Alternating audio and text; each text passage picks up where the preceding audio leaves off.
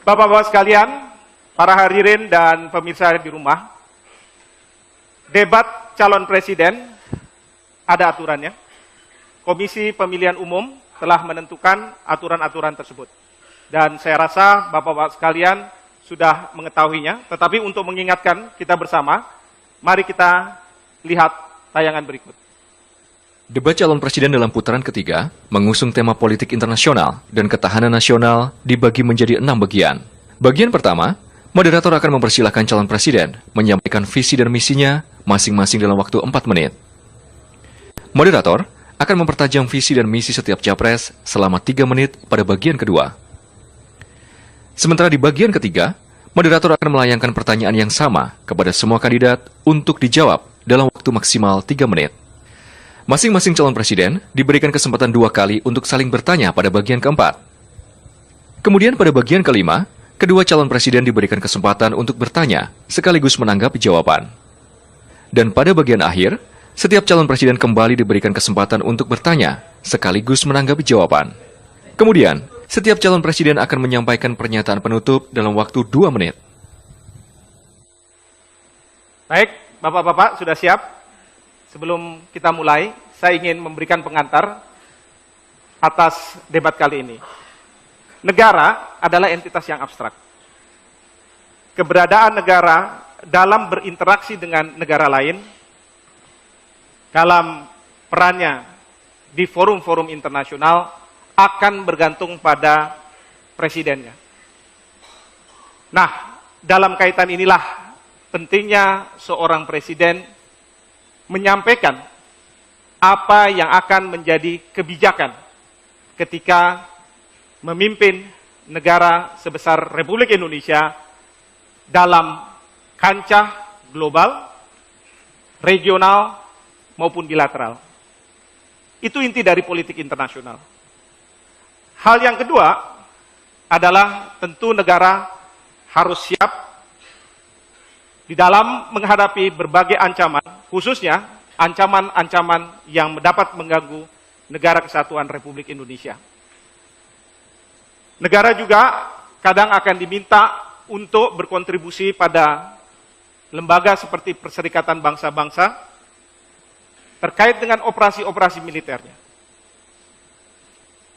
Kira-kira itu salah satu unsur dari ketahanan nasional. Baik. Bapak-bapak dan sekalian, Bapak Ibu dan hadirin sekalian, dalam konteks itulah saat ini dalam debat calon presiden, pentingnya Bapak-bapak sekalian menyampaikan visi dan misi dalam kaitan dengan politik internasional dan ketahanan nasional. Akan dibawa kemana negara kesatuan Republik Indonesia. Untuk itu, saya akan persilakan terlebih dahulu kepada Bapak Prabowo Subianto selama 4 menit untuk menyampaikan visi misinya. Saya persilakan. Terima kasih saudara moderator. Kalau kita bicara politik luar negeri dan kita bicara tentang ketahanan nasional, mau tidak mau kita bicara tentang tujuan kita bernegara. Tujuan kita bernegara adalah tentunya mencari keamanan bersama. Tetapi kemudian yang lebih penting adalah kita mencari kemakmuran bersama. Nah, karena itu politik luar negeri mau tidak mau adalah cermin dari kondisi dalam negeri. Politik luar negeri tidak akan berarti kalau kekuatan dalam negeri kita lemah. Karena itu saya terus-menerus selalu bicara tentang bagaimana Indonesia mengamankan kekuatan nasionalnya dan mengamankan kekayaan nasionalnya. Ini yang menjadi fundamental.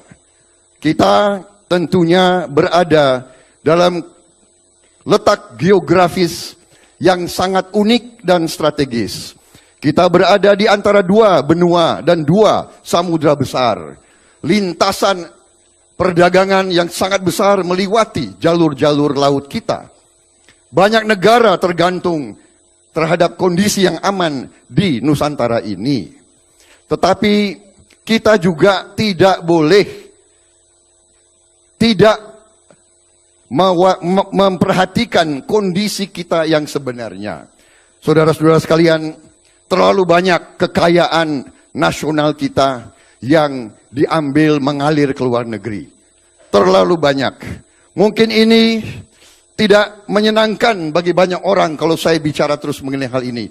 Tetapi menurut saya, ini adalah kunci daripada suatu politik luar negeri yang kuat. Kalau kita mengamankan kekayaan kita, kalau ekonomi kita kuat, kalau rakyat kita cukup makan, cukup papan, dan cukup sandang, kalau rakyat kita sejahtera, ketahanan kita akan kuat. Jadi saudara-saudara sekalian, ketahanan nasional, keamanan nasional, keselamatan nasional kita terletak kepada kesejahteraan dan kemakmuran rakyat. Tidak mungkin kita jadi negara yang merdeka, tidak mungkin kita jadi negara yang terhormat kalau rakyat kita miskin. Jadi ini menjadi dasar daripada politik luar negeri saya. Saya harus membenahi kondisi dalam negeri Republik Indonesia. Saya bersama Hatta Rajasa harus membereskan masalah-masalah di dalam negeri.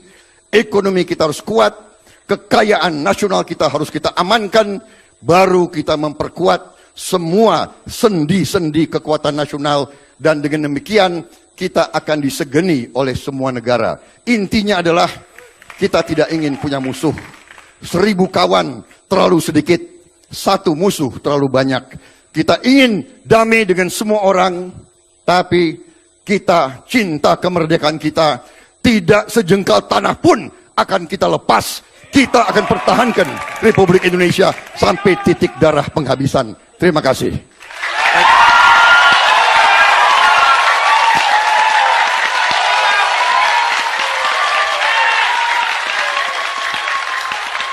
Baik, terima kasih Pak Prabowo. Selanjutnya saya akan persilahkan kepada Pak Joko Widodo selama 4 menit juga untuk menyampaikan visi misinya. Saya persilahkan. Assalamualaikum warahmatullahi wabarakatuh. Selamat malam, salam sejahtera bagi kita semuanya. Om Swastiastu. Yang saya hormati Bapak Prabowo Subianto, Ibu dan Bapak sekalian, saudara-saudaraku sebangsa dan setanah air. Prinsip dasar politik luar negeri kita adalah bebas aktif untuk ketahanan nasional kita. Untuk mencapai itu ada 4 prioritas yang harus kita kedepankan. Yang pertama adalah perlindungan warga negara Indonesia. Ini menyangkut TKI. Dan malam hari ini saya ingin mengucapkan duka cita yang dalam-dalamnya atas kecelakaan kapal TKI kita di perairan Malaysia. Semoga semuanya selamat. Yang kedua, masalah perlindungan sumber daya alam maritim kita dan perdagangan. Yang ketiga, produktivitas dan daya saing. Dan yang keempat adalah keamanan regional kawasan dan menjaga ketertiban dunia. Di sini saya, Jokowi dan JK punya komitmen mendukung penuh Palestina untuk menjadi negara yang merdeka, menjadi negara yang berdaulat, dan mendukung penuh Palestina untuk masuk sebagai anggota penuh Perserikatan Bangsa-Bangsa. Ibu dan Bapak sekalian yang saya hormati, untuk kepentingan di atas, tadi yang sudah saya sampaikan, ada 3 strategi diplomasi yang akan kita kerjakan, yaitu pertama, antar pemerintah. Yang kedua, antar pelaku bisnis dengan pelaku bisnis. Yang keempat, antar masyarakat dengan masyarakat negara kita dengan negara yang lainnya. Politik luar negeri di atas perlu didukung oleh sebuah ketahanan nasional yang kuat. Dan pejuang-pejuang kita telah mendarmabatikan darah dan nyawanya kepada Republik ini. 2 minggu yang lalu saya ketemu Pak Sulkin GP dari Jawa Barat. Beliau bercerita mengenai waktu beliau membawa prajurit dari Jogja menuju ke Bandung, Jawa Barat. Banyak sekali, puluhan yang gugur, dan itulah tekad kami, ingin membangun ketahanan nasional kita yang kuat. Lewat apa? Yang pertama, kesejahteraan prajurit dan keluarganya harus diurus. Yang kedua, lewat modernisasi alat-alat pertahanan, termasuk di dalamnya pertahanan cyber dan pertahanan hibrid. Kemudian yang ketiga, yaitu mengenai modernisasi dan industri pertahanan yang kita punyai harus kita perkuat lagi. Kami Jokowi JK yakin bahwa pergeseran geopolitik dan geoekonomi dari Barat menuju ke Asia harus kita hadapi, karena inilah sebenarnya kesempatan kita menjadi sebuah negara besar. Oleh sebab itu ke depan kita harus memenangkan pertarungan ini, pertarungan di samudra, pertarungan di maritim. Ke depan kita ingin Indonesia menjadi sebuah poros maritim dunia. Kita ingin menang di laut. Kita ingin negara ini berwibawa. Kita ingin negara ini dihormati. Terima kasih. Wassalamualaikum warahmatullahi wabarakatuh.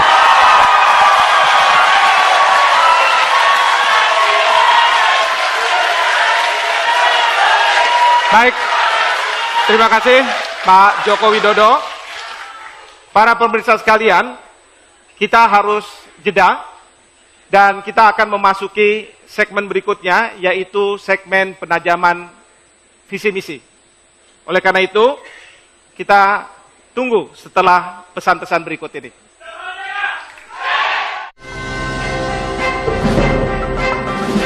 Perlindungan terhadap sumber daya manusia. Maaf, sumber daya alam.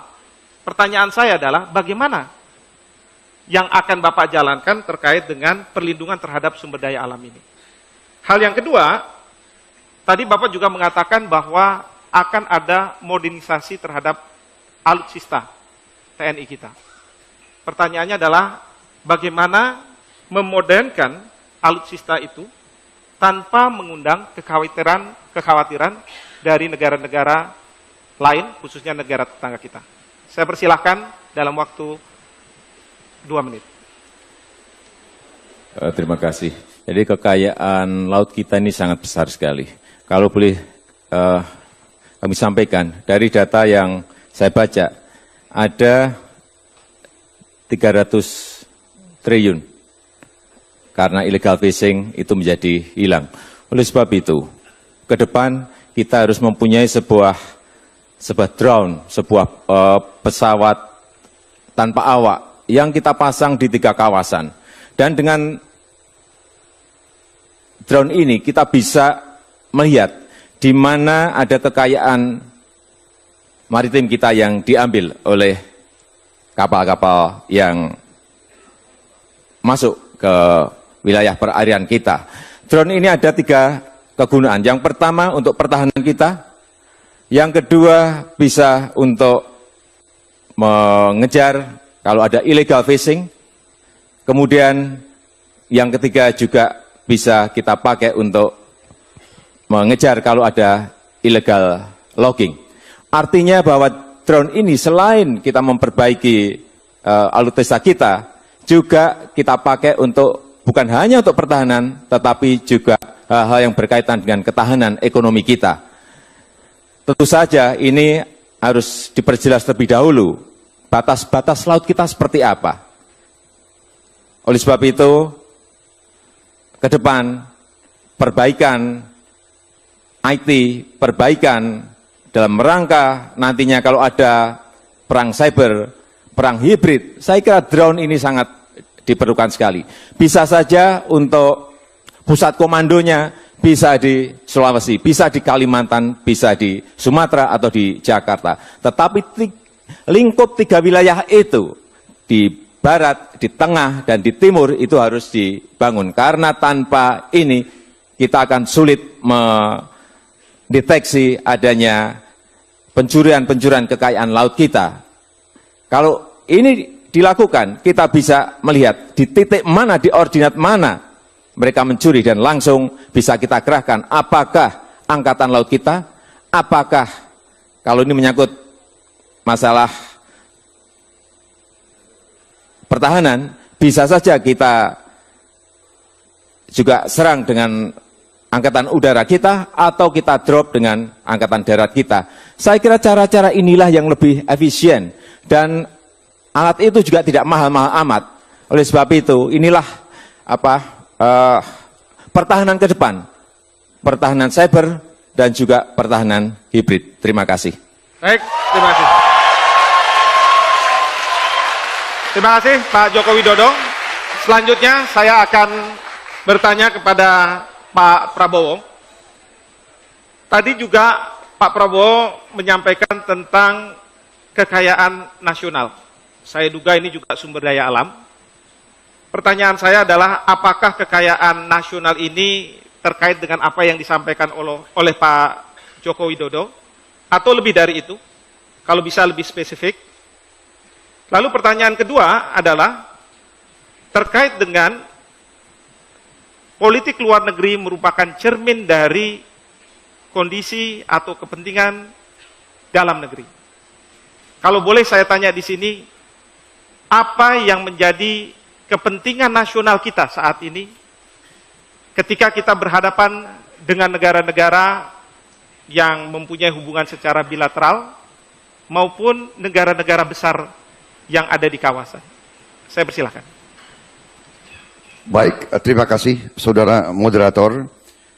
Jadi yang saya maksud dengan kekayaan nasional adalah seluruh kekayaan yang menjadi milik bangsa Indonesia.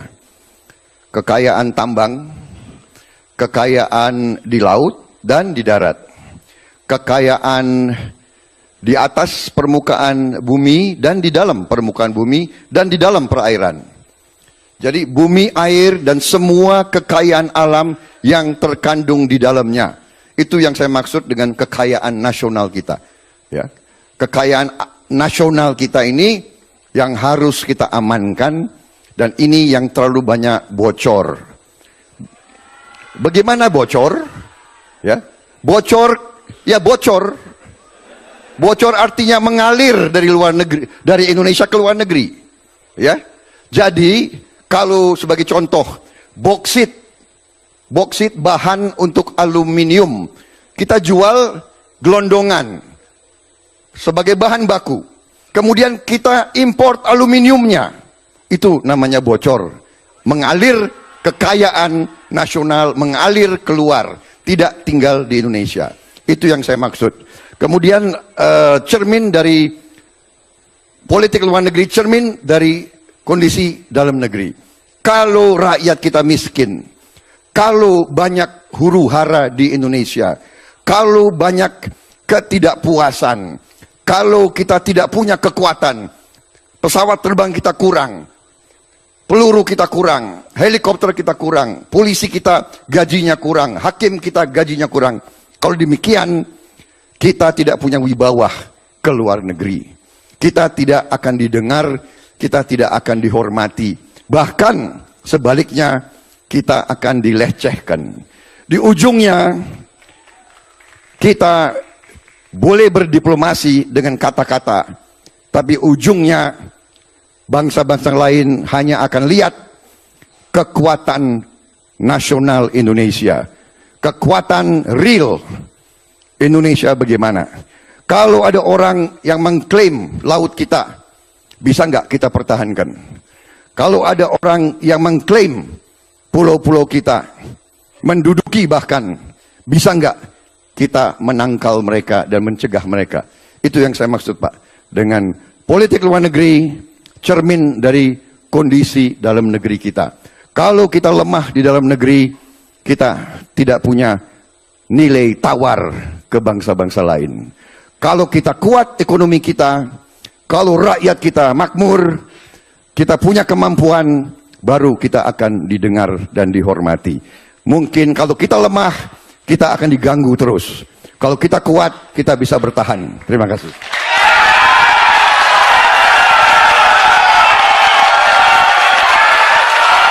Baik, terima kasih Pak Prabowo. Para pemirsa dan hadirin sekalian, kita sudah lalui segmen kedua, penajaman visi misi. Selanjutnya kita akan memasuki segmen ketiga, namun setelah pesan-pesan berikut ini.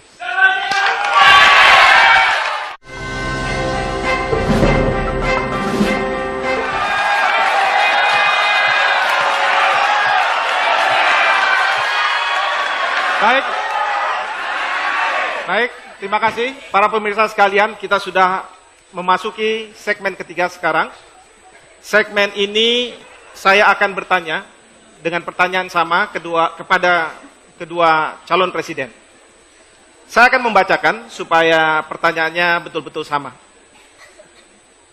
Indonesia merupakan sebuah negara yang kerap kepentingannya berbenturan dengan negara lain. Dari perspektif politik internasional dan ketahanan nasional. Bagaimana Bapak menangani berbagai dinamika yang ada? Seperti masalah penetapan batas, masalah klaim tumbang tindih dengan negara tetangga, bahkan penanganan para pencari suaka, tanpa merusak hubungan baik antar negara. Dalam kaitan tersebut, apakah akan ada ruang untuk digunakannya diplomasi militer? Baik, saya akan beri kesempatan kepada Pak Prabowo untuk pertama menjawab pertanyaan ini. Saya persilakan. Terima kasih, Saudara Moderator. Memang tugas utama sebuah pemerintahan adalah untuk melindungi segenap tumpah darah, dan karena itu tugas pemerintah haruslah menjaga kepentingan nasional bangsa kita. Apabila kepentingan nasional bangsa kita terusik atau berbenturan dengan negara lain, tentunya kita harus mempertahankan kepentingan nasional kita. Nah, disinilah selalu kita kembali kepada kekuatan nasional. Jadi, kita selalu harus berdialog. Saya selalu tadi prinsip yang saya sampaikan, 1000 kawan terlalu sedikit, 1 lawan terlalu banyak. Kita butuh persahabatan dengan semua lingkungan kita. Kita tidak punya masalah prinsip. Kita menghormati semua negara, tetapi ada kepentingan inti yang tidak bisa kita tawar-menawar, yaitu keutuhan wilayah negara kesatuan Republik Indonesia. Tidak satu jengkal pun akan kita lepas atau kita biarkan lepas. Tidak satu jengkal pun. Tidak 1 meter pun atau senti pun laut kita akan kita serahkan kemanapun. Tapi ini semua merupakan kepentingan inti kita, core national interest, hak kita untuk membelanya, hak kita untuk mempertahankannya, tetapi ujung-ujungnya adalah kekuatan nasional kita. Kita boleh teriak-teriak, tapi di ujungnya bisa enggak kita pertahankan core national interest kita, inti daripada kepentingan nasional kita. Jadi saya akan mengutamakan diplomasi, persahabatan. Saya ingin mengedepankan the good neighbor policy, politik tetangga yang baik. Kita akan selalu santun sesuai dengan kepribadian bangsa Indonesia. Kita selalu tenggang rasa dengan bangsa lain. Kita akan mengerti dan berusaha mengerti kepentingan bangsa lain. Tapi kita juga akan meyakinkan bangsa lain, tolonglah mengerti kesulitan Indonesia. Tolonglah mengerti kepentingan Indonesia. Dan saya kira dengan saling pengertian, insya Allah kita akan mencapai persahabatan yang baik di antara semua lingkungan kita. Terima kasih. Baik.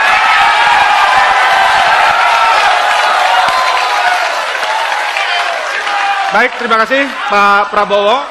Pertanyaan yang sama, saya akan tujukan juga kepada Pak Joko Widodo. Saya ulang saja Pak, supaya tidak lupa.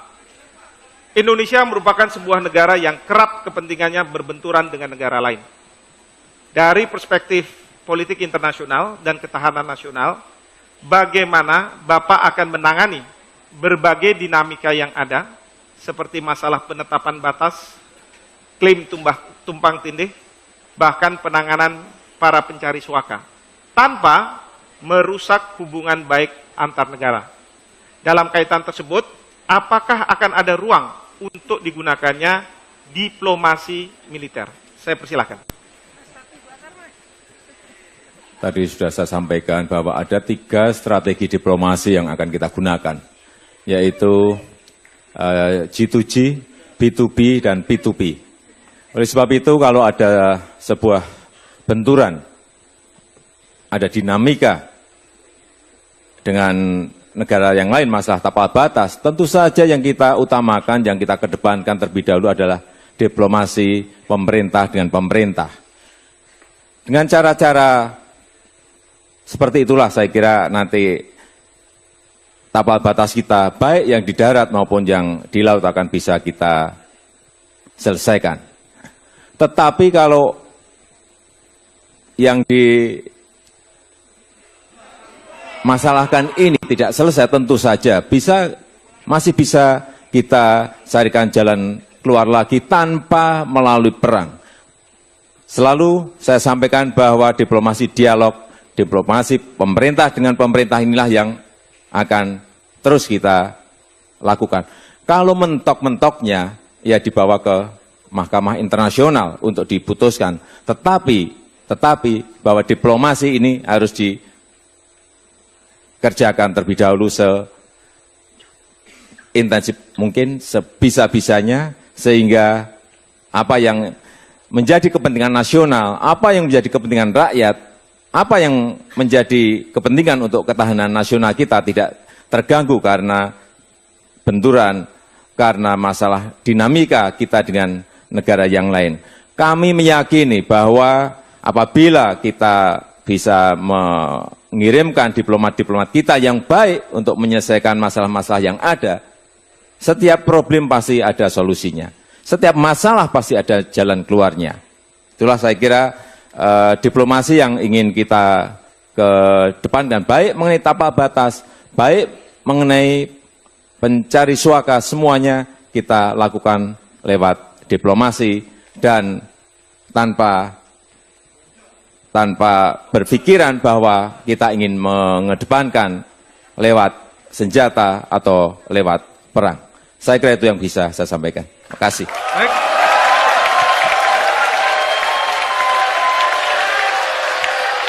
Terima kasih Pak Joko Widodo.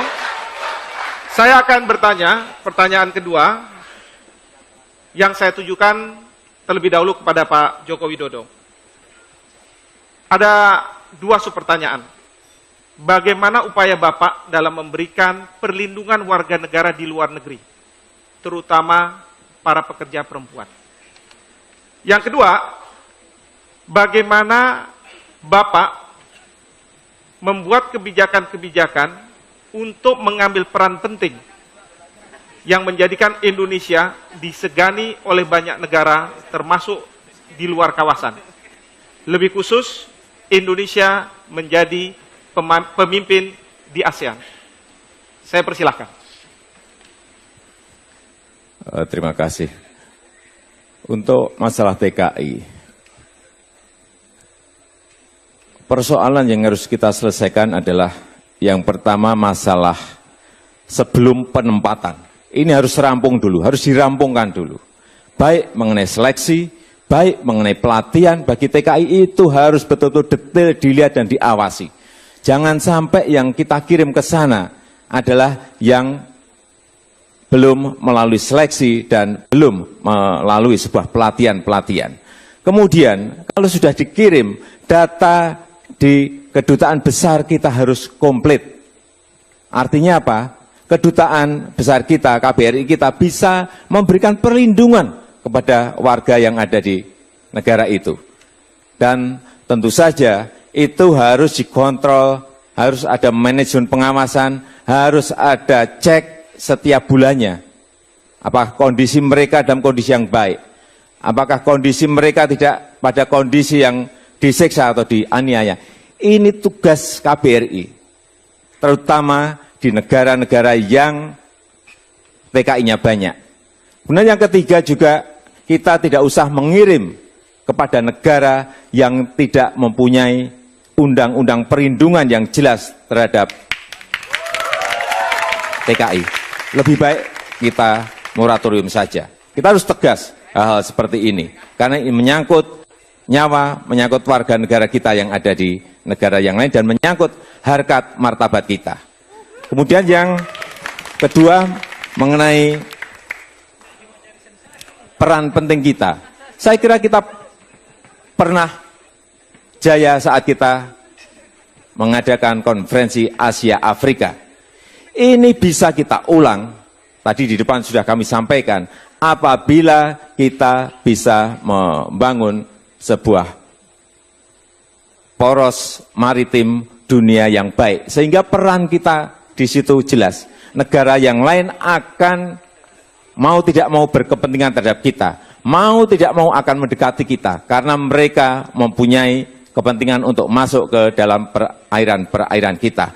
Peran-peran seperti itulah yang menjadi kunci negara kita berwibawa, negara kita dihormati, dan peran-peran seperti itulah yang akan dilihat oleh negara yang lain, bahwa kita memang negara yang wajib dihormati mereka, bahwa kita adalah negara yang memang wajib disegani oleh mereka.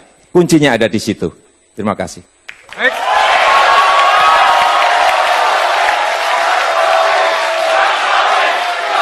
Baik, terima kasih Pak Joko Widodo.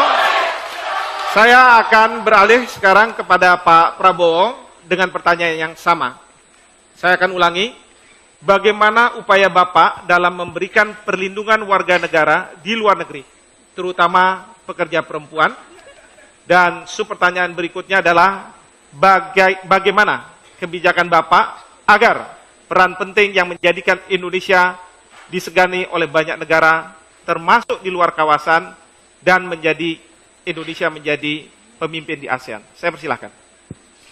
Terima kasih, Saudara Moderator. Tenaga kerja kita yang kerja ke luar negeri, mereka berangkat karena terpaksa. Mereka berangkat karena di Indonesia tidak ada lapangan kerja. Mereka bekerja karena mereka harus mencari sesuap nasi untuk menghidupi anak-anak mereka atau orang tua mereka. Mereka datang dari tempat-tempat yang sangat miskin. Saya punya pengalaman langsung karena saya pernah tinggal di luar negeri. Selalu saya lihat mereka di Timur Tengah, di Malaysia, di mana-mana. Dan saya pernah punya pengalaman untuk membantu satu tenaga kerja wanita dari Nusa Tenggara Timur, daerah Atambua. Dia datang dari keluarga 10 anak yang sangat miskin. Dia pergi pada usia dia baru 15 tahun. Dan akhirnya dia teraniaya, tersiksa, dan akhirnya dia snap psikologis, dia membunuh majikannya, dan akhirnya kita harus membantu dan menyelamatkan nyawanya. Jadi intinya adalah karena kemiskinan yang mendalam di daerah-daerah yang tertinggal.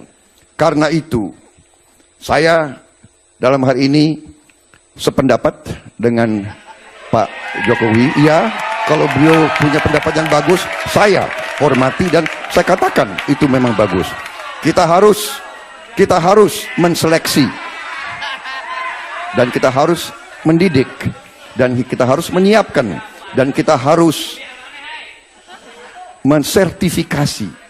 Karena masalahnya adalah banyak tenaga kerja yang diselundupkan.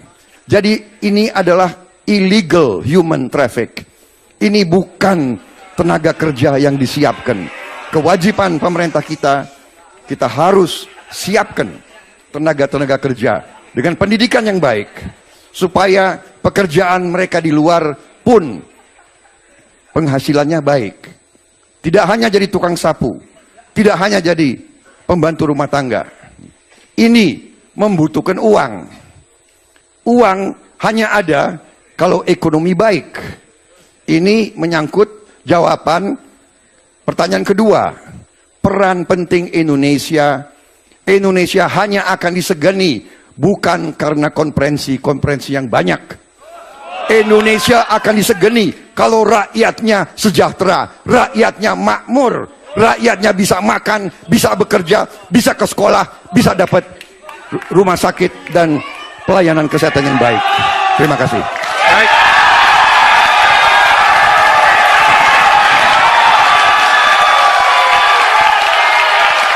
Baik, terima kasih Pak Prabowo. Para hadirin sekalian dan para pemirsa, kita sudah melewati segmen ketiga dan sebentar lagi kita akan memasuki segmen keempat. Oleh karena itu, para pemirsa di rumah untuk setia bersama kami setelah pesan-pesan berikut ini.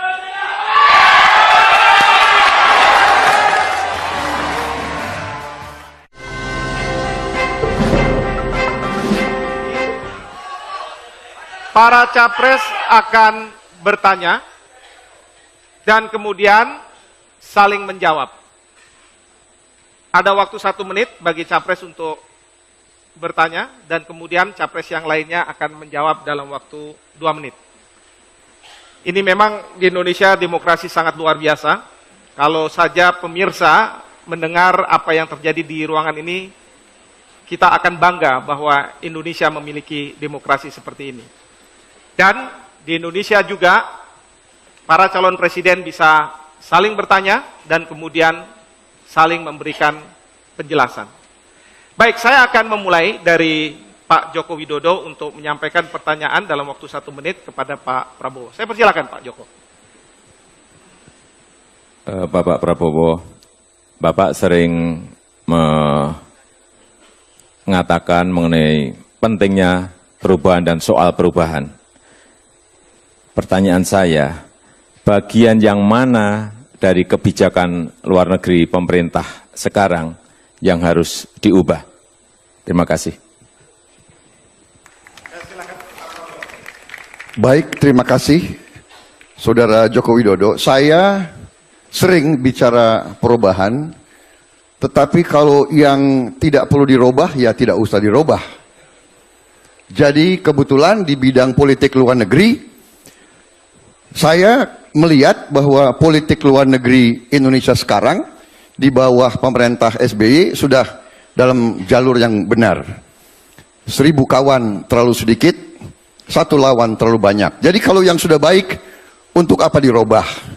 Jadi jangan salah arti. Saya ingin mengusung perubahan pada bidang dan sektor di mana perlu ada perubahan. Kalau ada kekurangan kita perbaiki. Kalau sudah baik, untuk apa kita perbaiki? Kalau sudah baik kita pertahankan, kita teruskan. Jadi kebetulan harus diakui bahwa dalam hal politik luar negeri, ya pemerintah SBY saya kira cukup menonjol, cukup diakui. Ya, itu salah satu prestasi beliau. 10 tahun membawa stabilitas, perdamaian, ya, dan hal ini jangan dianggap remeh. Perdamaian jangan dianggap remeh. Kita lihat tiap malam di televisi, di Timur Tengah, di mana-mana negara lain penuh perang saudara dan kekacauan. Ya, kalau ada sekarang pemerintah yang punya politik yang benar, politik yang benar, saya yang pertama mengakui. Saya tidak minta perubahan asal perubahan. Ya, itu mungkin salah pengertian Pak Joko Widodo. Saya ingin yang baik kita pertahankan. Kalau bisa kita tingkatkan. Jadi good neighbor policy stabilitas dan Baik. perdamaian untuk Indonesia. Baik, terima kasih Pak Prabowo. Sekarang giliran Pak Prabowo untuk menyampaikan pertanyaan kepada Pak Joko Widodo. Saya persilakan Pak. Pak Joko Widodo, bagaimana pendapat Bapak tentang peran Indonesia dalam WTO, World Trade Organization, Organisasi Perdagangan Dunia? Apakah kita merasa manfaat atau menurut Bapak jalan ke depan bagaimana? Terima kasih. Terima kasih Pak Prabowo. Saya persilahkan Pak Joko Widodo, 2 menit dari sekarang. Terima kasih. Kita ikut di WTO memang ada plus minusnya. Dalam hal perdagangan, baik waktu kita masuk ke barang-barang kita masuk ke sebuah negara, ada tarif dan non-tarif. Ada barier juga di sana. Oleh sebab itu, kalau kita tidak ikut di dalam WTO, barang-barang kita juga akan sulit untuk masuk ke sebuah negara. Dan menurut saya, kita ikut WTO akan untung asal kita punya produktivitas, kita punya daya saing, dan barang-barang kita kompetitif di pasar dunia. Sehingga kita bisa masuk ke semua negara. Bisa masuk ke semua negara. Oleh sebab itu, pentingnya kita memperkuat produktivitas dan daya saing itu.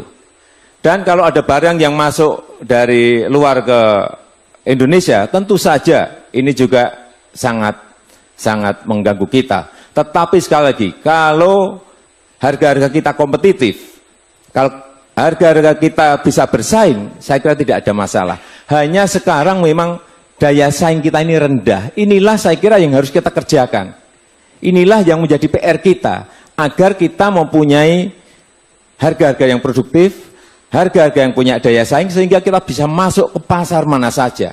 Tugas kita ke depan saya kira ini, agar barang-barang industri kita yang berorientasi ekspor, itu bisa masuk ke semua pasar. Meskipun kita ngerti bahwa mau masuk ke sebuah pasar harus ada eco-labeling, ingin masuk ke sebuah pasar harus dikarantina, di sana terlebih dahulu pasti ada yang tarif maupun non-tarif, ada barier di sana. Terima kasih. Baik, terima kasih. Terima kasih Pak Joko Widodo. Selanjutnya saya persilakan Pak Joko Widodo untuk menyampaikan pertanyaan kepada Pak Prabowo Subianto. Saya persilakan. Terima kasih. Bapak Prabowo, ancaman terbesar apa yang sedang dan mungkin dihadapi Indonesia? Dan bagaimana mengatasinya? Terima kasih. Baik, terima kasih Pak Joko Widodo pertanyaannya. Saya akan persilakan Pak Prabowo untuk menyampaikan dalam waktu 2 menit. Saya minta klarifikasi, apakah ancaman dari luar negeri atau ancaman dari dalam negeri, Pak Joko Widodo? Dua-duanya saya kira, Pak. Baik. Enggak, Bapak tanya ancaman terbesar, ya. Baik, kalau begitu saya simpulkan ancaman terbesar dari luar negeri dan ancaman terbesar dari dalam negeri. Baik, saya lihat ancaman terbesar dari dalam negeri adalah bahwa ada negara-negara lain atau negara-negara tertentu yang akan mengklaim wilayah nasional kita di laut maupun berbagai pulau. Jadi ini menurut saya harus kita siap menghadapi. Kalau ancaman yang terbesar dari dalam negeri menurut saya adalah kemiskinan yang saya selalu dengung-dengungkan, terutama adalah kekuasaan bangsa Indonesia sendiri atas kekayaan alamnya. Ini menurut saya ancaman terbesar. Tidak dikuasainya oleh bangsa sendiri kekayaan alam kita.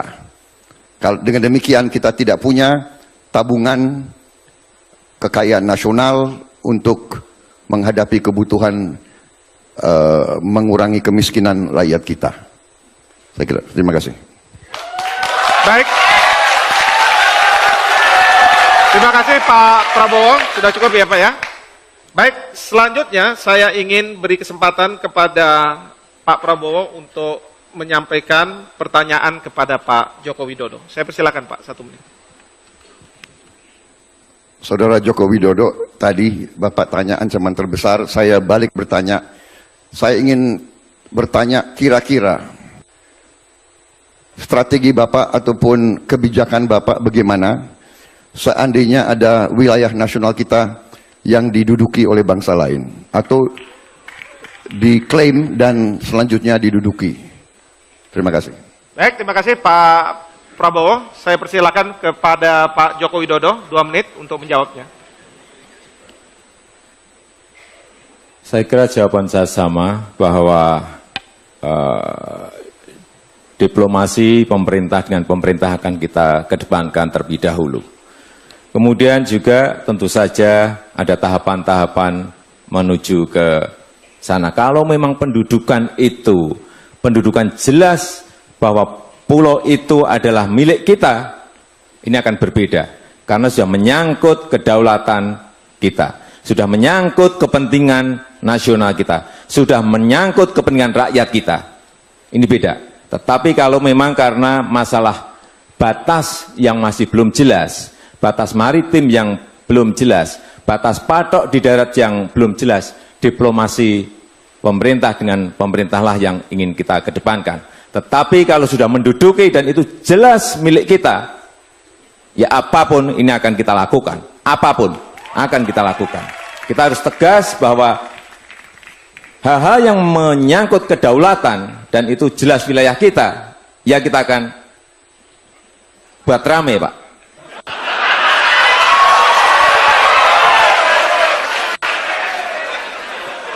Enggak, karena jangan dipikir saya tidak bisa tegas. Karena tegas menurut saya adalah berani memutuskan dan berani mengambil risiko. Risiko itulah yang akan saya ambil sebagai pimpinan nasional. Kalau memang betul-betul mereka menduduki wilayah yang merupakan kedaulatan kita, apapun akan saya pertaruhkan. Terima kasih. Terima kasih Pak Joko Widodo. Tadi ada kata-kata tegas, Pak Prabowo juga. Kalau boleh tegas, boleh senyum ya Pak ya. Terima kasih, senyum penting Pak. Para pemirsa sekalian, kita sudah menyelesaikan segmen keempat. Dan kita harus tunggu ke segmen berikutnya, yaitu segmen kelima, di mana para calon presiden akan bertanya, kemudian yang lainnya akan memberikan jawaban, lalu ditanggapi oleh calon presiden berikutnya, dan kemudian ditanggapi lagi. Dan ini akan, menurut saya, semakin seru. Oleh karena itu, jangan kemana-mana, tunggu pesan berikut ini.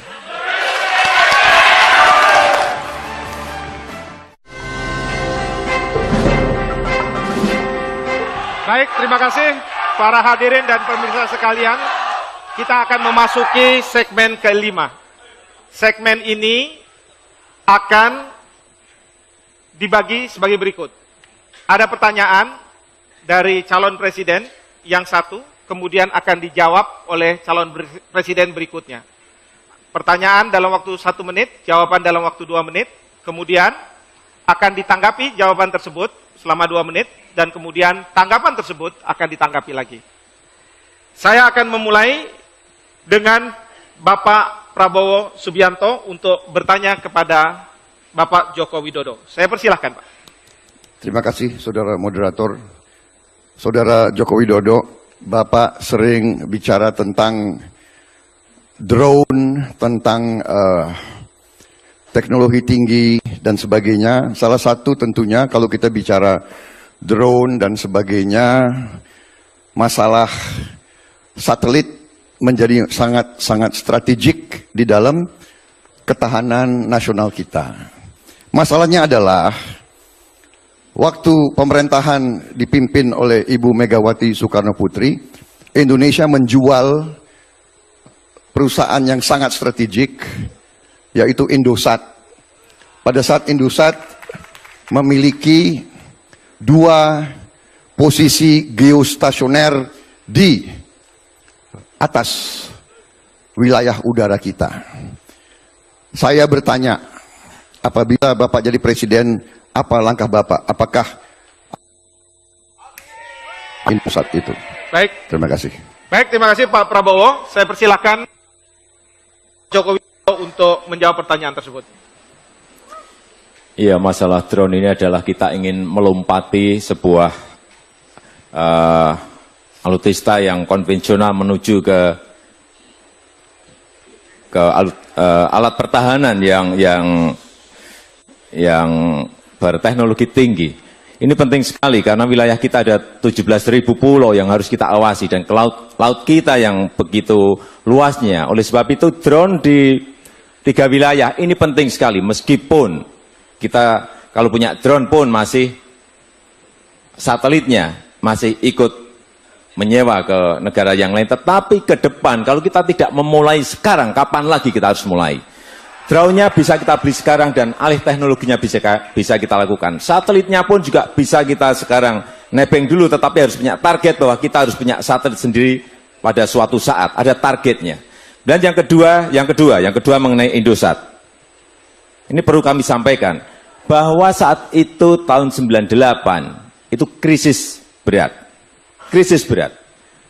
Dan pada saat Ibu Megawati menjadi presiden saat itu, kondisi ekonomi masih belum baik. Kita jangan berbicara sekarang pada posisi normal, tetapi bicaralah pada saat krisis dan imbas dari krisis. Keuangan APBN kita masih berat. Oleh sebab itu, waktu Indosat kita jual, seharusnya kita juga harus melihat ada klausul apa di situ. Klausulnya jelas bahwa bisa kita ambil kembali. Hanya sampai sekarang belum kita ambil. Oleh sebab itu, ke depan saya kira kuncinya hanya satu. Yaitu kita buyback kembali. Kita ambil kembali saham itu dan menjadi milik kita lagi. Oleh sebab itu, ke depan ekonomi kita harus di atas 7%. Terima kasih. Baik, terima kasih Pak Joko Widodo. Saya persilakan Pak Prabowo untuk menanggapi. Jadi saya sudah dapat suatu penjelasan. Jadi Bapak berniat akan membeli kembali Indosat apabila Bapak jadi presiden. Begitu. Jadi berarti memang itu Bapak akui sebagai sarana strategis yang harus dikuasai oleh bangsa Indonesia dan yang memang seharusnya tidak dijual ke bangsa lain. Begitu. Terima kasih. Baik, cukup Pak Prabowo. Kalau sudah cukup, saya persilakan Pak Joko Widodo untuk menanggapi. Pak Prabowo, tadi sudah jelas sekali saya sampaikan bahwa saat itu adalah saat kondisi krisis dan masih terimbas krisis. Bayangkan kalau kita kondisi krisis, kemudian kita membutuhkan uang, kita membutuhkan anggaran untuk menggerakkan ekonomi kita, dan yang kita punyai, yang bisa kita jual adalah barang itu, tentu saja itu akan dilakukan. Dengan catatan tadi saya juga sudah saya sampaikan, bahwa itu masih bisa kita beli lagi. Saya kira dalam jual beli seperti itu, jual beli saham pun kita bisa jual dan kita bisa beli kembali. Tetapi untuk hal-hal yang sangat strategis ke depan, saya kira memang ini harus menjadi incaran kita pertama, bahwa Indosat harus kita beli kembali. Tentu saja dengan harga yang wajar. Jangan sampai kita membeli dengan harga yang tidak wajar. Dan peran itu harus dilakukan oleh pemerintah yang akan datang. Jangan menyalahkan pemerintah yang dulu, karena pemerintah yang dulu juga kondisionalnya berbeda. Kondisi krisis dengan kondisi normal itu jelas sangat berbeda. Kondisi pada saat normal dengan kondisi saat rupiah kita jatuh saat itu juga sangat berbeda. Kondisinya sangat berbeda. Sehingga tidak bisa dibandingkan saat 98, saat 2003, dan saat sekarang 2014. Kondisinya jelas sangat berbeda. Hanya kita tentu saja tidak usah melihat ke belakang. Kalau saya inginnya melihat ke depan. Ke depan itu harus diambil lagi dan kita pakai untuk tadi satelit, kita pakai untuk mengembangkan drone kita, dan ke depan kita ingin agar pertahanan kita, baik pertahanan cyber, pertahanan hibrid harus kita punyai. Terima kasih. Baik, terima kasih kepada Pak Joko Widodo. Selanjutnya saya akan persilakan Pak Joko Widodo untuk memulai pertanyaan kepada Pak Prabowo Subianto. Saya persilakan Pak, 1 menit. Terima kasih. Bapak Prabowo, kita ingin membangun industri pertahanan nasional kita. Untuk itu telah diproduksi Panzer Anoa. Ini gagasannya Pak JK dan terlaksana. Dan pada saat yang sama, pemerintah juga membeli tank Leopard. Tank Leopard ini berat, kurang lebih 60-an ton. Bagaimana pendapat Bapak mengenai hal ini? Terima kasih. Terima kasih Pak Joko Widodo. Pak Prabowo, saya persilakan. Baik, terima kasih. Jadi, mengenai pemilihan alat peralatan pertahanan, tentunya sudah melalui rangkaian pembahasan dan penelitian daripada pihak-pihak yang berwenang. Kementerian Pertahanan, Angkatan Darat, dan selanjutnya. Jadi kalau kita lihat, ada yang berpendapat bahwa main battle tank sejenis Leopard mungkin tidak cocok untuk wilayah Indonesia. Ternyata itu adalah pandangan yang keliru. Pandangan yang keliru. Main battle tank bisa dipakai di sebagian wilayah Nusantara. Pertama. Kedua, kita juga sangat aktif berperan dalam PBB. Kita sekarang punya pasukan di Lebanon, kita punya pasukan di Kongo, kita punya pasukan di Afrika Tengah. Kalau tidak salah pasukan perdamaian kita sekarang adalah 4.000 prajurit.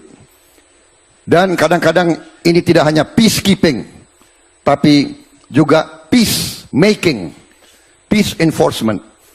Dalam hal peacemaking, di mana ancaman threat daripada lawan sangat tinggi, saya kira main battle tank sejenis Leopard akan sangat-sangat berguna bagi pasukan TNI. Jadi saya merasa tidak ada masalah. Anoa kita butuh, tapi kita juga butuh main battle tank, dan kita butuh helikopter, dan kita butuh jet fighter generasi kelima, kita butuh kapal selam, kita butuh banyak sekali. Untuk itu ekonomi kita harus kuat, Pak Joko Widodo. Itulah perjuangan saya dan Pak Hatta Rajasa. Pak Joko Widodo, silakan menanggapi jawaban dari Pak Prabowo. Saya persilakan. Kalau menurut saya, yang pertama masalah Panzer Anoa. Ini harus dikembangkan terus oleh industri pertahanan kita. Tidak hanya Panzer Anoa saja, mungkin nanti ada Panzer Banteng dan lain-lainnya. Sehingga kita betul-betul mempunyai kekuatan pertahanan yang kita produksi sendiri. Yang pertama, kita ingin itu. Dan yang kedua masalah tank Leopard. Menurut saya, tank ini terlalu berat, Pak Prabowo. Beratnya kurang lebih 62 ton. Lewat jalan kita aja, saya kira jalan kita akan rusak semuanya. Apalagi lewat jembatan kita. Jembatan kita jelas tidak kuat menahan tank seberat 62 ton. Oleh sebab itu, kembali lagi, setiap kita ingin membeli sebuah alutsista, mestinya harus dihitung apakah medan kita cocok dengan barang itu, apakah wilayah kita cocok dengan itu, apakah cuaca di sini cocok dengan barang itu. Dan kembali lagi, saya tetap ingin agar ke depan industri pertahanan kita dikembangkan dengan baik, ditingkatkan dengan baik, diberi anggaran yang baik, sehingga betul-betul kita mempunyai industri pertahanan yang baik, sehingga kita disegani oleh negara-negara yang lain dan tidak tergantung dengan peralatan pertahanan alutsista dari luar. Terima kasih. Baik, terima kasih Pak Joko Widodo. Saya persilahkan Pak Prabowo untuk menanggapi apa yang disampaikan oleh Pak Joko Widodo. Silakan Pak Prabowo. Saudara Joko Widodo, saya kira pandangan atau pendapat tentang alutsista yang cocok dan tidak cocok itu kita percayakan dan kita serahkan kepada para pakar yang sudah melakukan riset dalam sejarah perang terakhir, dalam perang Vietnam Utara menyerbu ke Vietnam Selatan pakai main battle tank, Pak Joko Widodo. Ya. Mereka pakai main battle tank buatan Rusia. Ya. Jadi ada anggapan bahwa tank sebesar 60 ton dan 70 ton tidak cocok di wilayah-wilayah Indonesia, itu tidak sepenuhnya benar. Ya. Jadi saya sependapat, tapi saya sependapat dengan Bapak, kita harus memperkuat industri dalam negeri, ya, itu, dan saya sangat mendukung setiap usaha untuk benar-benar membuat industri dalam negeri. Ya, jadi itu jangan kita ragukan. Tetapi tank Leopard ini sudah merupakan keputusan Angkatan Darat, keputusan TNI, ya pasti harus kita gunakan dan manfaatkan sebagai bagian daripada arsenal kita. Ya. Jadi saya kira itu, ya, tetap saya utamakan nanti di ujungnya adalah bahwa pandangan saya pertahanan terbaik adalah kemakmuran dan kesejahteraan rakyat Indonesia. Kita boleh punya tank, boleh punya jet fighter, boleh punya semua. Kalau rakyat kita tidak sejahtera, tidak ada gunanya. Terima kasih. Baik, terima kasih Pak Prabowo. Pak Prabowo, sekarang giliran Bapak untuk bertanya kepada Pak Joko Widodo. Saya persilahkan dalam waktu 1 menit. Saudara Joko Widodo, bagaimana pandangan Bapak tentang peran Indonesia dalam masalah Laut Cina Selatan? Terima kasih. Saya persilahkan Pak Joko Widodo. Terima kasih. Ini adalah urusan negara yang lain dengan negara yang lain. Tetapi kalau kita bisa masuk dan berperan juga lebih baik. Tetapi harus kita amati. Harus kita cek apakah kita masuk ke sebuah konflik yang justru membuat kita menjadi berhubungan tidak baik dengan Tiongkok, atau kita bisa memberikan jalan keluar atau solusi bagi konflik itu. Kalau kita yakin kita bisa mencarikan jalan keluar dengan strategi diplomasi yang kita punyai, saya kira kita masuk saja. Tetapi kalau kita tidak yakin, tidak mempunyai keyakinan bahwa kita bisa menyelesaikan itu, saya kira kita tidak usah ikut-ikutan dalam sebuah konflik yang memang belum jelas arahnya mau kemana. Yang jelas kepentingan nasional tetap nomor 1, tetapi kita juga ingin berperan di dalam setiap masalah-masalah yang ada di kawasan kita, di kawasan regional kita, dengan catatan-catatan bahwa konflik-konflik yang ada itu kita bisa berperan dan bisa kita ikut mencarikan solusi, bisa kita ikut menyelesaikan masalah-masalah yang ada. Saya kira itu. Baik. Saya persilakan Pak Prabowo untuk menanggapi jawaban tadi. Masalahnya Pak Joko Widodo adalah bahwa sebagian wilayah maritim kita termasuk diklaim oleh salah satu negara yang jadi masalah di Laut Cina Selatan. Itu masalahnya. Jadi yang saya ingin tanya, bagaimana sebaiknya kita bersikap dalam hal itu. Karena kita juga bagian dari ASEAN. Ya, ada 4 negara ASEAN yang punya klaim. Bagaimana kita sebagai katakanlah negara terbesar di ASEAN, apakah kita abstain sama sekali atau kita membela 4 kawan-kawan kita di ASEAN itu dalam masalah Laut Cina Selatan itu? Terima kasih. Baik, terima kasih Pak Prabowo. Pak Joko Widodo, silakan ditanggapi.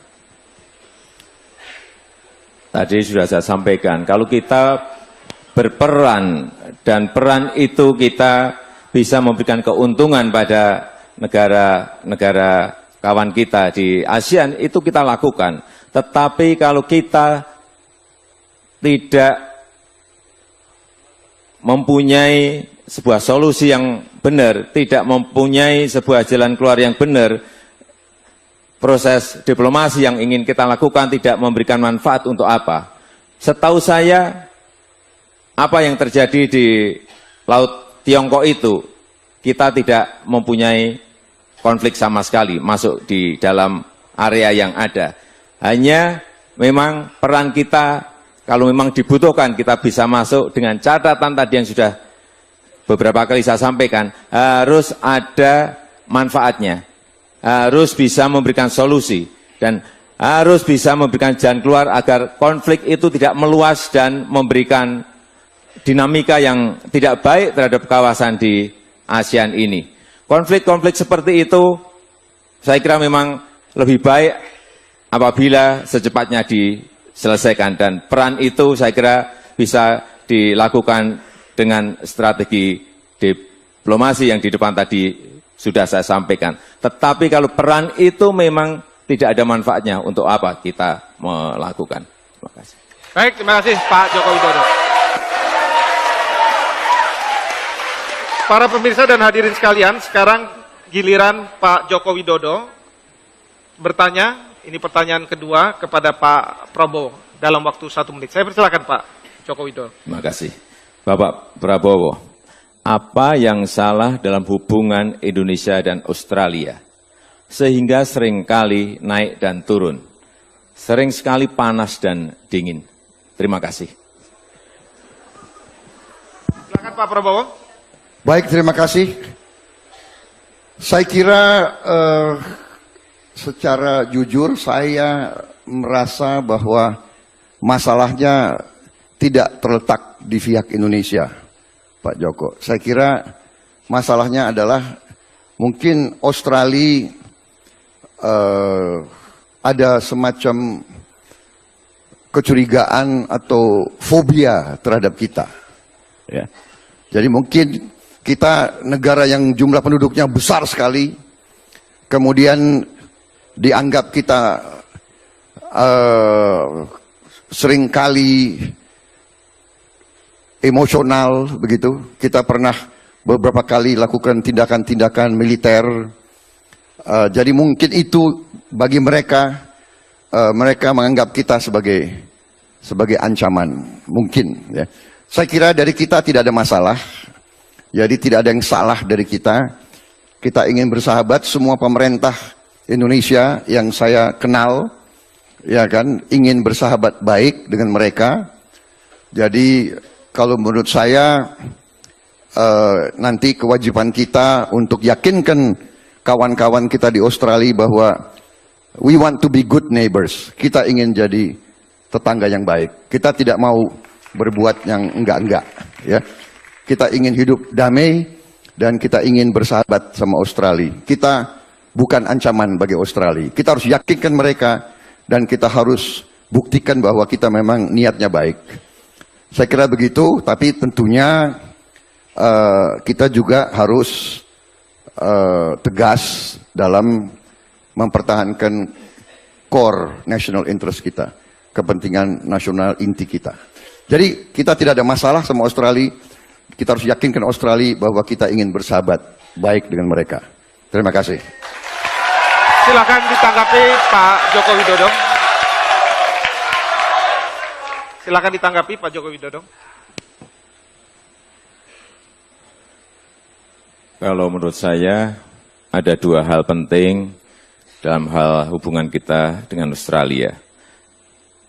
Yang pertama, ada ketidakpercayaan. Ini masalah trust. Sehingga terjadi dalam beberapa bulan yang lalu masalah penyadapan. Ini hanya masalah ketidakpercayaan, masalah trust antar negara. Oleh sebab itu ke depan menurut saya diplomasi pemerintah dengan pemerintah, antar pelaku bisnis dengan pelaku bisnis, antar masyarakat dengan masyarakat itu terus dilakukan dan terus digalakkan. Inilah yang akan mengurangi ketegangan itu dan inilah yang akan mengurangi konflik-konflik yang ada, gesekan-gesekan yang ada antara Indonesia dan Australia. Dan diplomasi budaya merupakan diplomasi budaya, diplomasi pendidikan, tukar-menukar budaya, tukar-menukar pendidikan. Saya kira juga merupakan sebuah diplomasi yang terus kita harus galakkan. Kemudian yang kedua masalah kewibawaan. Menurut saya kita ini dianggap sebagai negara yang lebih lemah. Oleh sebab itu ke depan masalah kehormatan negara, masalah kewibawaan negara, ini harus menjadi catatan khusus bagi Presiden. Jangan sampai kita ini dilecehkan, jangan sampai kita ini diremehkan gara-gara kita dianggap lemah dan tidak berwibawa. Itu menurut saya. Baik, terima kasih. Selanjutnya saya akan persilakan Pak Prabowo untuk menanggapi apa yang disampaikan oleh Pak Joko Ya, Widodo. saya kira tanggapan Pak Joko Widodo sebetulnya sejalan dengan jawaban saya. Ya, Bapak bilang trust, saya bilang mereka curiga sama kita harus yakinkan mereka bahwa kita bukan ancaman sama mereka. Kita ingin jadi good neighbor, kita ingin jadi tetangga yang baik. Jadi sebetulnya dalam hal ini kita sama, Pak.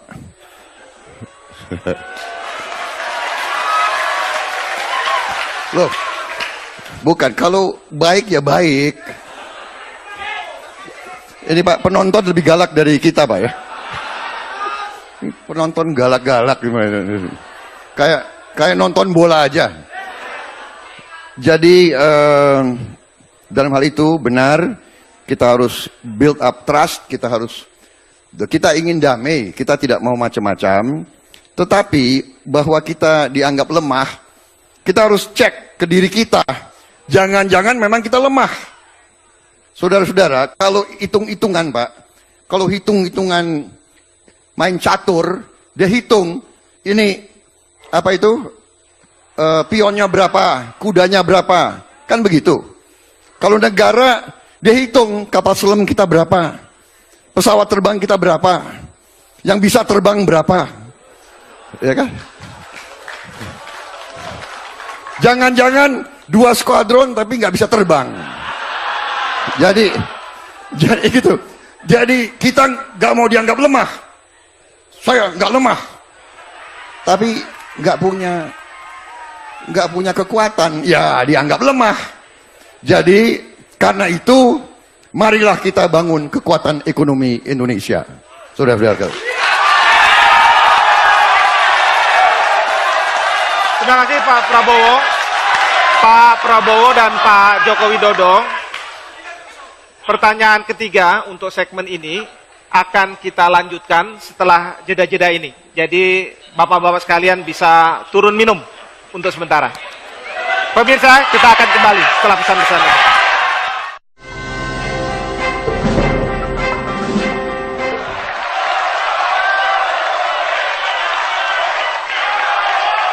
Baik, Pak Prabowo dan Pak Joko Widodo, kita masih ada satu pertanyaan dari Pak Joko Widodo, kemudian nanti juga ada satu pertanyaan dari Pak Prabowo dan kemudian dari Pak Joko Widodo. Saya persilahkan pertanyaan pertama disampaikan oleh Pak Prabowo kepada Pak Joko Widodo. Saya persilahkan Pak, 1 menit. Terima kasih Saudara Moderator. Saudara Joko Widodo, menurut Bapak apakah postur angkatan perang kita sudah cukup kuat? Apa perlu ditambah atau dikurangi, kalau ditambah dengan keterbatasan dana, caranya bagaimana? Kita punya kekuatan. Kalau tidak salah, dari pasukan darat saja kita punya sekitar 160 batalion, padahal kita punya 500 kabupaten. Berarti ada sekitar 350 kabupaten yang kosong pertahanannya. Terima kasih. Mohon tanggapan dan pandangan Bapak bagaimana mengisi kabupaten-kabupaten yang kosong tidak ada tentaranya. Terima kasih. Baik, terima kasih. Pak Joko Widodo, saya persilakan. Terima kasih Pak Prabowo. Kita tahu semuanya bahwa anggaran untuk pertahanan kita sekarang ini mencapai kurang lebih 80 triliun. Kalau ekonomi kita tumbuh di atas 7%, kami meyakini dalam waktu 4-5 tahun bisa mencapai 3 kali lipat. Kurang lebih 200-an 10 triliun. Ini sebuah angka yang besar. Oleh sebab itu kekurangan-kekurangan yang ada bisa kita tambahkan, asalkan dengan catatan sekali lagi ekonomi kita tumbuh di atas 7%. Baik mengenai jumlah prajurit untuk wilayah-wilayah yang kosong, dan baik juga untuk peralatan pertahanan kita. Semuanya memang masih jauh dari cukup. Oleh sebab itu, kuncinya ekonomi kita harus tumbuh di atas 7%. Dengan ekonomi tumbuh di atas 7% itu, kita akan mempunyai anggaran yang lebih besar, dan anggaran yang lebih besar itu akan bisa kita gunakan untuk baik untuk menambah jumlah prajurit kita, dan juga untuk menambah alutsista kita, menambah alat-alat pertahanan kita, sehingga betul-betul semuanya yang berada di wilayah negara kita ini betul-betul bisa kita kuasai dengan baik.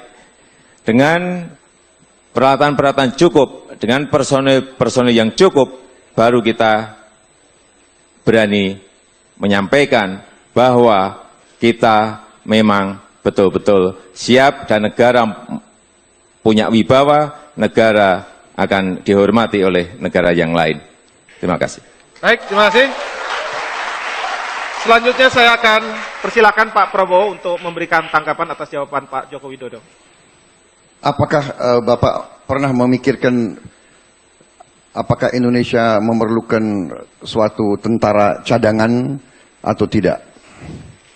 Tentara semacam perlawanan rakyat, tentara cadangan teritorial begitu.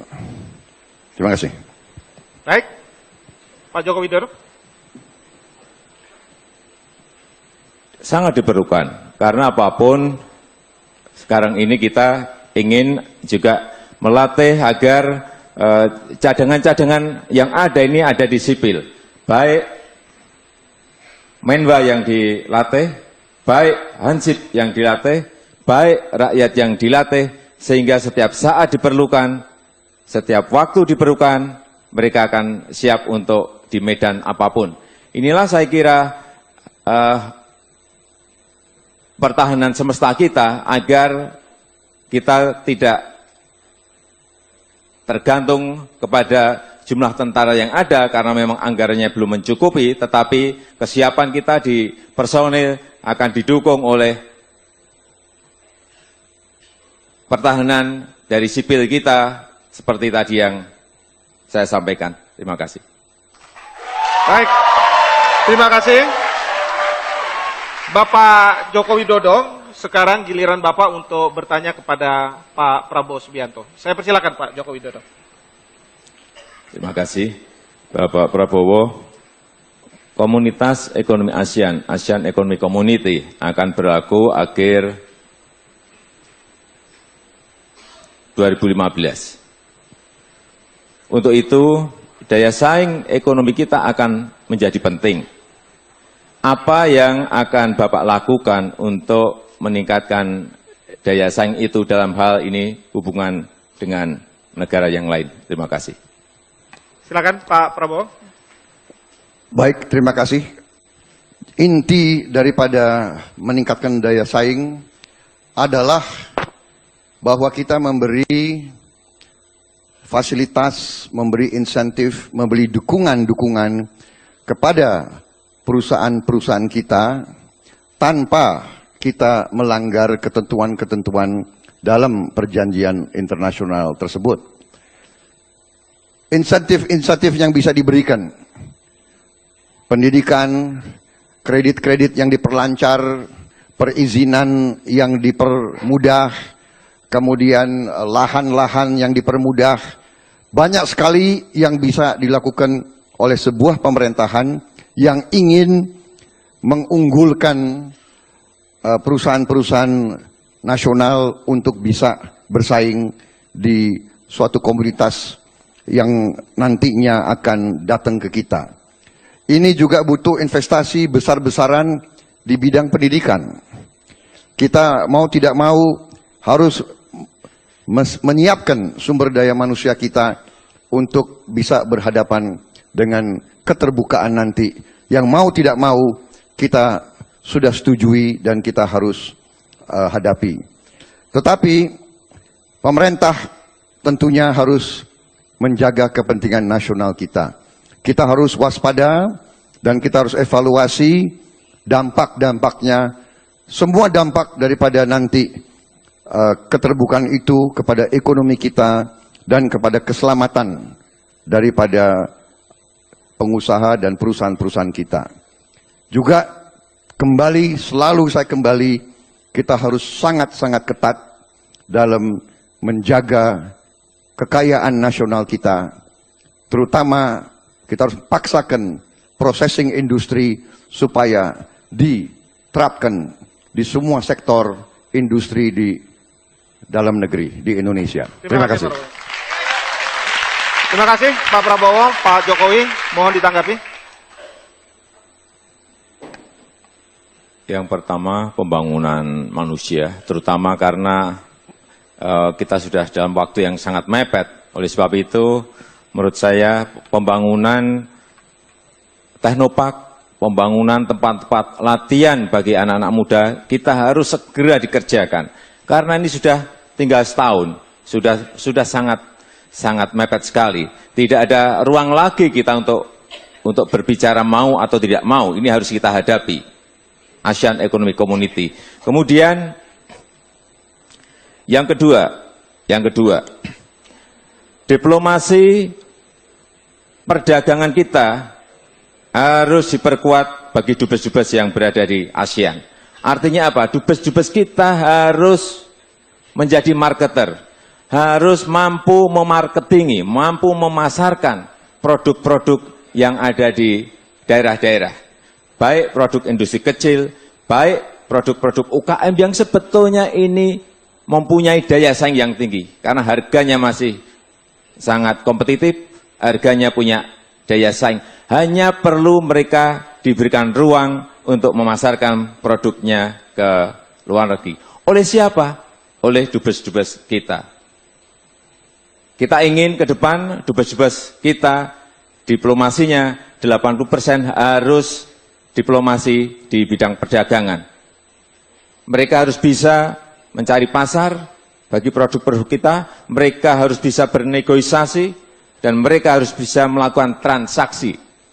Sehingga kita betul-betul bisa menyerang ke sana terlebih dahulu, bukan kita yang diserang oleh produk-produk mereka. Saya kira cara tercepat itulah yang ingin ke depan kita kerjakan, jangan sampai pasar kita justru dikuasai oleh barang-barang impor. Terima kasih. Terima kasih. Selanjutnya Pak Prabowo, saya persilakan untuk menanggapi apa yang telah disampaikan oleh Pak Joko Widodo. Sebetulnya saya kurang tanggapan dari Bapak, tapi arah pembicaraan gagasan-gagasan Bapak sebetulnya tidak bertentangan dengan pemikiran saya, ya kan? Masalahnya menurut saya itu agak terlalu teoritis. Bapak sendiri mengatakan tinggal 1 tahun, ya kan? Membangun teknopark berapa lama, ya? Jadi kadang-kadang kita ini gampang dengan slogan, dengan apa ya, dengan jawaban-jawaban teoritis, tetapi masalahnya Bapak sendiri mengatakan kita tinggal 1 tahun, ya. Jadi tidak semudah itu. Bapak katakan kita menghadapi serangan. Ya, 1 tahun kita harus membuat industri-industri yang bisa menahan. Saya kira marilah kita realistis, investasi, ya kita benahi diri kita, hemat anggaran, hemat APBD, hemat APBN, tutup kebocoran, kurangi semua yang menghambur-hamburkan uang rakyat. Itu baru kita punya uang, kita bisa investasi, baru kita kompetitif, baru kita menghadapi serangan-serangan dari luar. Terima kasih. Baik, terima kasih Pak Prabowo. Pak Prabowo dan Pak Joko Widodo, dari sejak awal Bapak-Bapak sekalian sudah menyampaikan visi misi, lalu sudah dipertajam, bahkan Bapak sekalian sudah menjawab pertanyaan-pertanyaan yang saya sampaikan dan kemudian diteruskan dengan tanggapan, pertanyaan dan tanggapan dari Bapak berdua. Nah, saya sekarang ingin Bapak-Bapak sekalian memberikan statement terakhir, pernyataan terakhir dari apa yang kita lakukan. Saya akan mulai dari Pak Joko Widodo untuk 2 menit. Saya persilakan. Terima kasih. Kita menyadari bahwa geopolitik ekonomi, geopolitik politik yang ada sudah bergeser dari barat menuju ke timur, dari barat menuju ke Asia.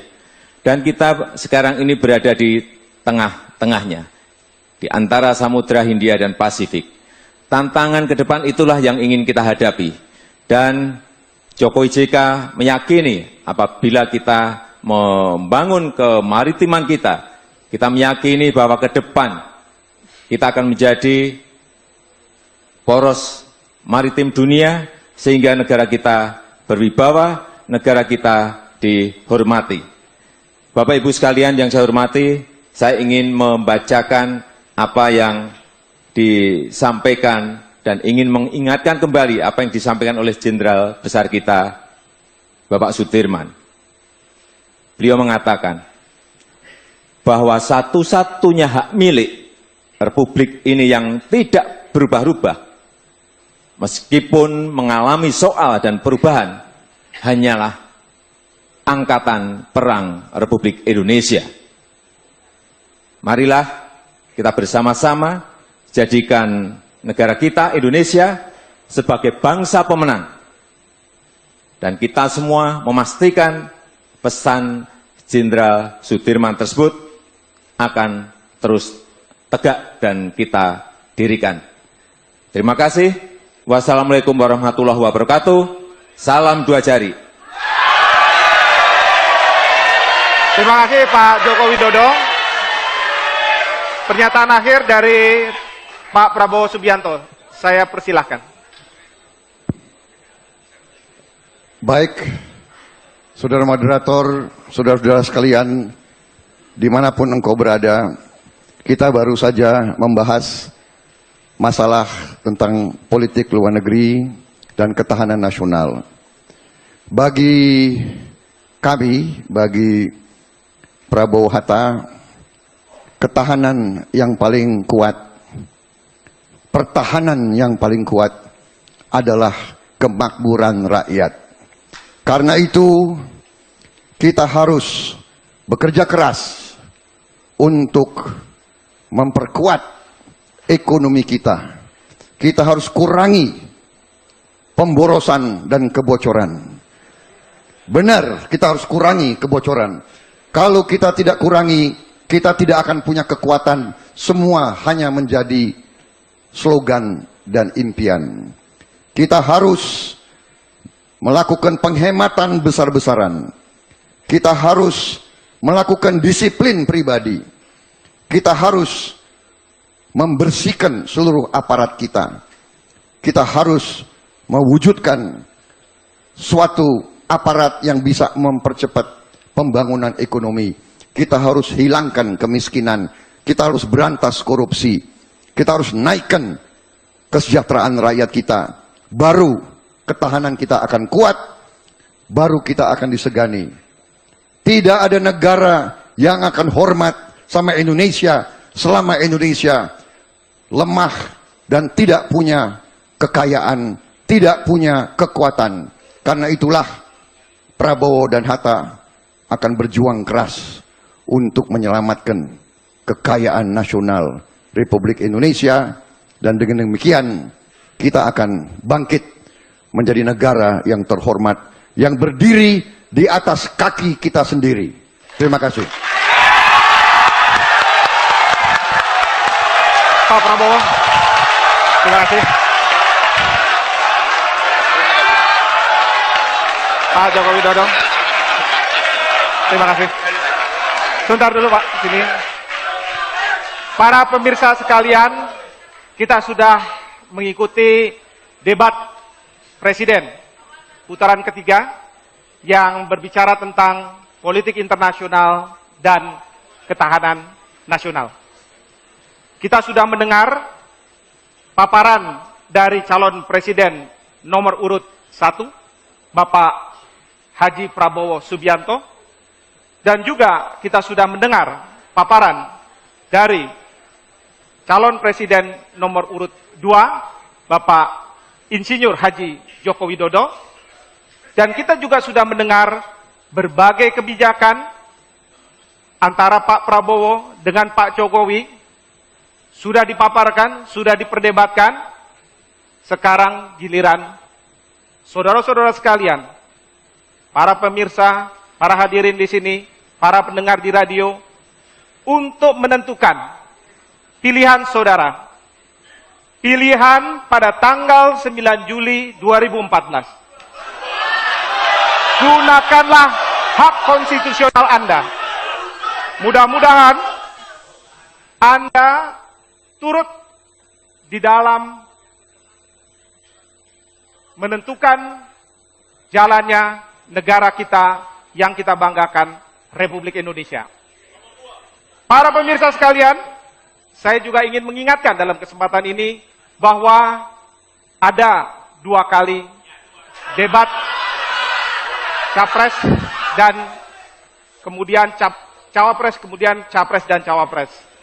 Pada tanggal 29 Juni nanti akan ada debat antara calon wakil presiden, dan mudah-mudahan saudara-saudara sekalian akan bisa melihat, karena akan membicarakan masalah yang sangat penting, yaitu masalah sumber daya manusia dan ilmu pengetahuan teknologi.